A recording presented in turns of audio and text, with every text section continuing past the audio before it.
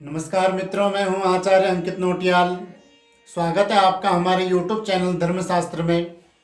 जैसे कि आप जानते हैं कि हम इस चैनल के माध्यम से धर्म से संबंधित, पूजा पाठ से संबंधित, ज्योतिष शास्त्र से संबंधित जानकारियां लाते रहते हैं। आज हम बात करेंगे कि मातुल दोष किस प्रकार से बनता है, मातुल दोष का अर्थ क्या होता है और किस प्रकार से ये बनता है और क्या क्या समस्या ये हमारे जीवन में लाता है, इसका निवारण हम किस प्रकार से करें, इस पर आज हम चर्चा करेंगे। तो आज का जो हमारा मुख्य विषय है, इस पर चर्चा करने से पहले आपको एक सूचना दे दूं। यदि आप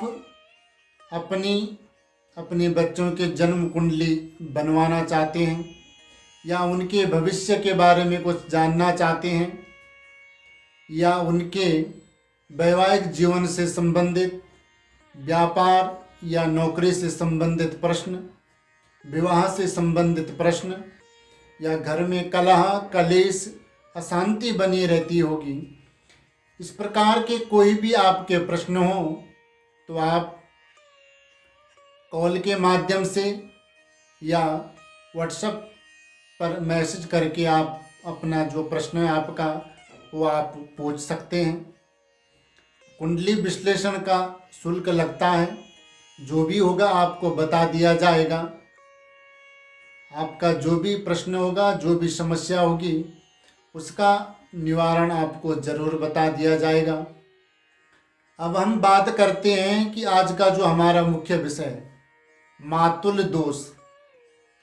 सबसे पहले आपको बता दूं, मातुल किसे कहते हैं। मातुल कहते हैं संस्कृत में मामा को। कि मातुल दोष के कारण कब हमारी संतान नहीं होती है, जातक या जातिका इस दोष के कारण माँ बाप कब नहीं बन पाते हैं, ये योग दो प्रकार से बनेगा। वही दो प्रकार से मैं आपको बताऊंगा। आप अपनी जन्म कुंडली पर इसको देख सकते हैं कि किस प्रकार से हमारी जन्म कुंडली पर बनेगा। यदि आपको ज्योतिष की जानकारी नहीं है तो आप किसी विद्वान ज्योतिषाचार्य से अपनी जन्म कुंडली का विश्लेषण जरूर करवाएं।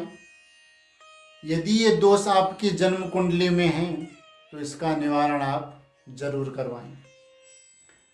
हम बात करते हैं किस प्रकार से ये योग बनेगा। तो ज्योतिष शास्त्र में कहा गया है कि यदि जन्म कुंडली के पंचम भाव में मंगल, बुध, राहु एक साथ बैठे हो और लग्न में शनि देव बैठे हो तो यहाँ पर मातुल दोष जो है वो पूर्ण रूप से लागू होता है। किस प्रकार से, कुंडली के माध्यम से आपको मैं समझाता हूँ।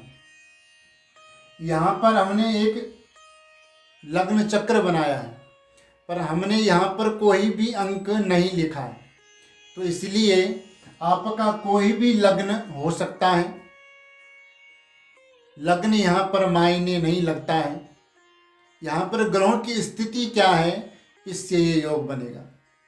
यदि पंचम भाव में 1 2 3 4 5 पंचम भाव में मंगल, बुध, राहु की युति हो। युति कहते हैं जब ग्रह एक साथ बैठे हों, ये तीनों ग्रह एक साथ बैठे हों, पहली शर्त। दूसरी है कि लग्न में शनि देव विराजमान हो।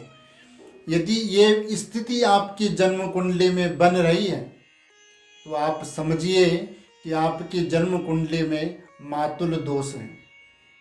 इसके लक्षण क्या क्या होंगे वो भी आपको बता देता हूँ, ताकि आप जल्दी से पहचान सके कि इस योग वाले के लक्षण क्या हैं।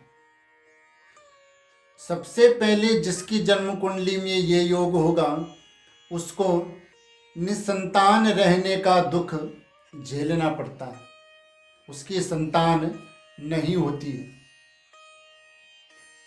वो डॉक्टरी रिपोर्ट भी बहुत करवाता है या करवाती है, जातक जातिका जो भी हो। डॉक्टरी रिपोर्ट उनकी नॉर्मल आती है।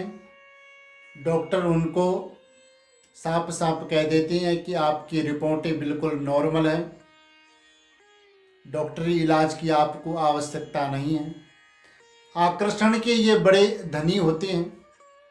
लोग भी, इनके रिश्तेदार भी इनको कहते हैं कि आकर्षण के इतने बड़े धनी हैं, शरीर इनका स्वस्थ है, तंदुरुस्त शरीर है, अच्छा शरीर है, फिर भी इनकी समय पर संतान क्यों नहीं हो रही है, क्यों इनको संतान से संबंधित कष्ट झेलना पड़ रहा है। तो ये संतान की इनको बड़ी समस्या रहेगी। व्यवहार इनका बहुत अच्छा होगा, कुशल व्यवहार के ये होंगे। शुरुआती दौर में ये अपनी नौकरी करेंगे और कुछ समय नौकरी करने के बाद ये अपना कोई व्यापार करेंगे और उसमें ये लाभ प्राप्त करेंगे। दीर्घायु ऐसा व्यक्ति जरूर होता है, इस बात का आप ध्यान रखें। अब दूसरा योग ये किस प्रकार से बनेगा आपको यहाँ पर मैं बता दूंगा। ज्योतिष शास्त्र में कहा गया है कि यदि पंचम भाव का स्वामी लग्न में बैठकर अस्त हो जाए तो ये योग बनता है। किस प्रकार से आपको सही ढंग से मैं समझा देता हूँ, आप समझिए, आपके समझ में जरूर आएगा।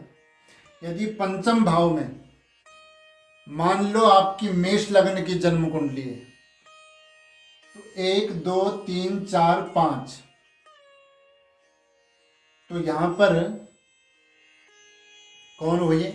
सूर्य देव हुए। तो दूसरी स्थिति गई कि लग्न में सूर्य होना ही चाहिए। यदि सूर्य के साथ कोई ग्रह बैठता है तो वो अस्त माना जाता है। उदाहरण के लिए आप मान लो आपकी वृष लग्न की जन्म कुंडली है, तो 2 3 4 5 6, तो यहाँ पर कन्या राशि आई और कन्या राशि के स्वामी कौन होते हैं? बुध। यदि सूर्य लग्न में पहले से ही विराजमान हो और सूर्य के साथ बुध भी बैठ जाए तो बुध यहाँ पर हो जाएंगे अस्त। तो पंचम का स्वामी लग्न में सूर्य के साथ बैठकर यदि अस्त हो जाए तो यहाँ पर मातुल दोष का ये योग यहाँ पर पूर्ण रूप से निर्मित होता है, पूर्ण रूप से बनता है। ये भी यहाँ पर जातक या जातिका को निसंतान रहने का कष्ट देता है, संतान से संबंधित उनको परेशानी रहती है।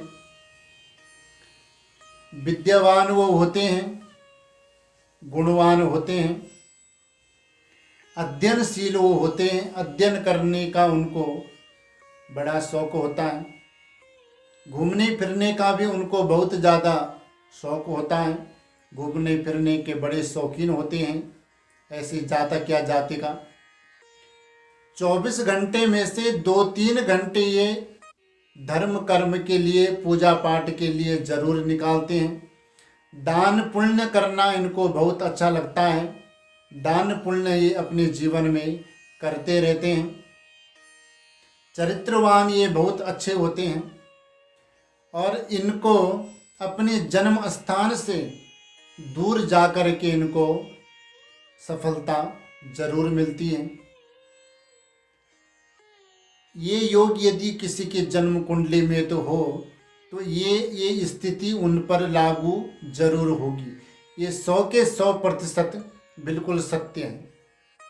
हम कई जन्म कुंडलियों पर इसका विश्लेषण कर चुके हैं, तभी ही ये आपको बताया जा रहा है।